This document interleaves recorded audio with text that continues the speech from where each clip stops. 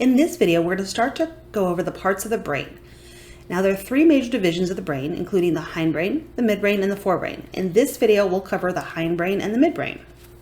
So the hindbrain is what we see here, the cerebellum, the pons, and the medulla.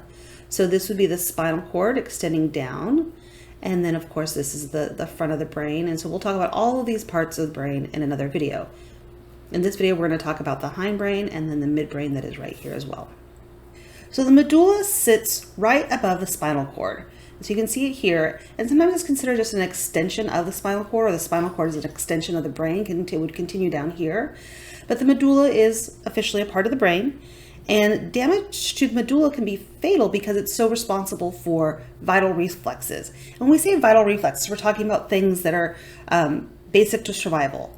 So breathing, heart rate, vomiting, salivation, coughing, sneezing. A lot of the time people call the hindbrain kind of the reptilian part of our brain, the older part of the brain, the part of the brain that we share in common with a lot of other species. And that's because of these basic functions that we need to live, right? We need to breathe, we need our heart to beat, we need to vomit if something is poisonous. So all of those things are important to sustaining life. Because of these functions that are under the control of the medulla, large doses of opiates can actually suppress the medulla activity and be very life-threatening. So we'll talk kind of a few times throughout the semester. We talked a little bit about it in neurotransmitters, but the idea is that, remember, those opiates, barbiturates, benzodiazepines, they all kind of slow your central nervous system down. And so if you slow the medulla down too much, that can be very life-threatening. So within the medulla, the cranial nerves are going to help control the sensations and parasympathetic outputs. So in the spinal cord, we've talked about how there are the motor nerves and sensory nerves, and in the head and neck area, it's cranial nerves. Now, I'm not going to hold you responsible for knowing what each cranial nerve does, just the idea that in the head and the neck area, it's the cranial nerves that control that motor output and that sensory input. The pons is sometimes considered the bridge from the rest of the brain to the spinal cord. But the pons has many more functions that are important than just being a bridge from the spinal cord to the rest of the brain. So the pons are important in sleeping, waking, and dreaming. When we sleep, the pons are going to send signals to our postural muscles to inhibit them from moving.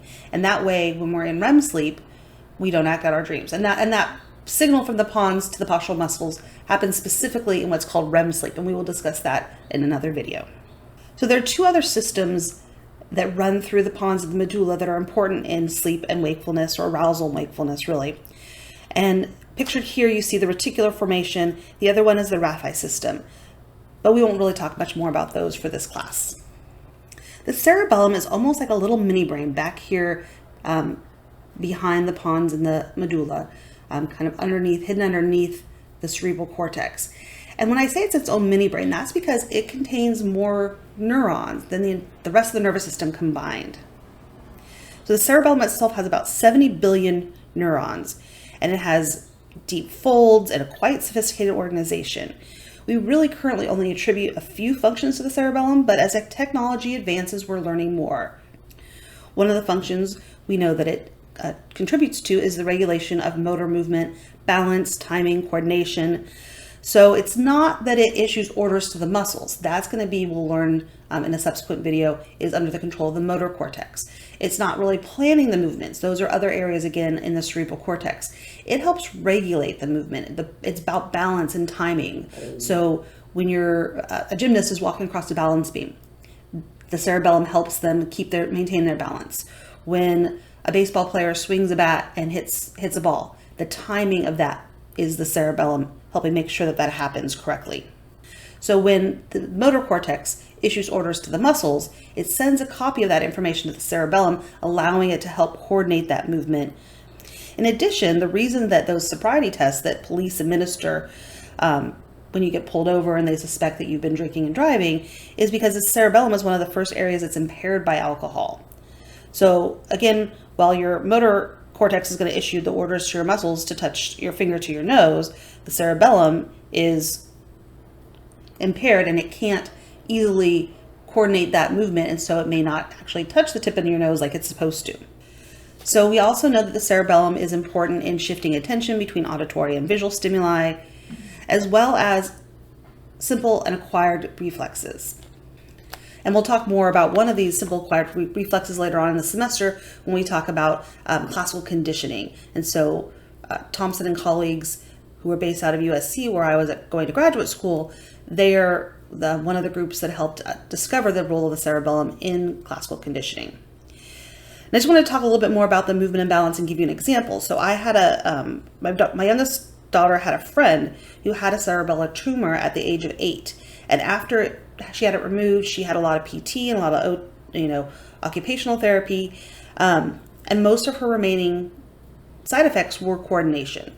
So, there was a lot of things that weren't working correctly at first because she had a part of her brain removed. But over time with the PT and the OT, she was able to write normally. She could speak normally. All sorts of different, motor activities she could do, but the coordination wasn't always there correctly. So, for instance, she played softball with us after her year of intensive OT and PT, and she still couldn't run in a straight line down the base path, and it was noticeable. But over time, she's gotten a little bit better, but that's probably going to be one of her, remaining side effects because that cerebellum is so important in that coordination and that balance. And I also just want to mention that there is a new role that's being attributed to the cerebellum. It's suggested that it's also involved in a reward pathway. We'll talk in here about a reward pathway we've known about since the 50s. This cerebellar reward pathway has just kind of been identified, and so I'm sure we'll learn more about it in the coming years.